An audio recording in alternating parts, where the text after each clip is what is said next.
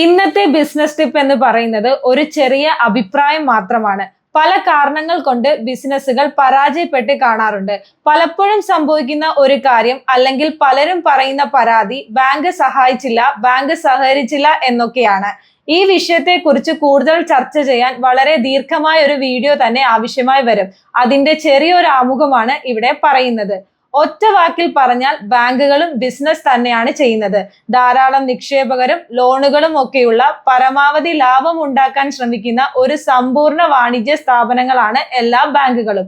ഈ ഒരു അടിസ്ഥാന അറിവ് നിങ്ങൾക്കുണ്ടെങ്കിൽ നിങ്ങൾ പകുതി സ്വയം പര്യാപ്തമാവുകയാണ്.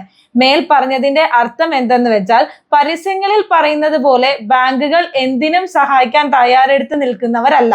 ബാങ്കിന് മുഖ്യം അവർ തരുന്ന പണം പരമാവധി റിസ്ക് ഇല്ലാതെ പലിശ സഹിതം തിരിച്ചടയ്ക്കുന്നതിനുള്ള ഉറപ്പാണ്. മറ്റൊരു കാര്യം കൂടി ഓർക്കുക, നിങ്ങൾ ബാങ്ക് വായ്പ എടുത്ത് ബിസിനസ് ചെയ്യുമ്പോൾ യഥാർത്ഥത്തിൽ ബാങ്ക് കൂടിയാണ് നിങ്ങളുടെ ബിസിനസിന്റെ റിസ്ക് ഏറ്റെടുക്കുന്നത്. അതിന് നിങ്ങൾ നൽകുന്നത് പലിശ മാത്രമാണ്.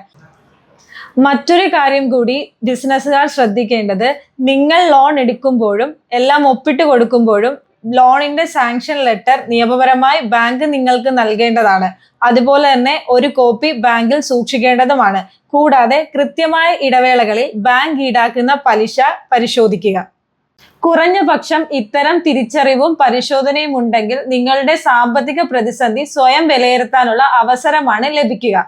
സാമ്പത്തികം മാത്രമല്ല, കണക്കുകൾ വളച്ചൊടിച്ച് അപകടത്തിൽപ്പെടാനുള്ള പ്രധാന കാരണം കൃത്യമല്ലാത്ത ലോണിന്റെ തിരഞ്ഞെടുക്കലാണ്. അതിനാൽ കൃത്യമായ സ്കീം, തിരിച്ചടവ് പ്ലാൻ നോക്കി ഉറപ്പുവരുത്തിയതിനു ശേഷം ലോൺ എടുക്കുക.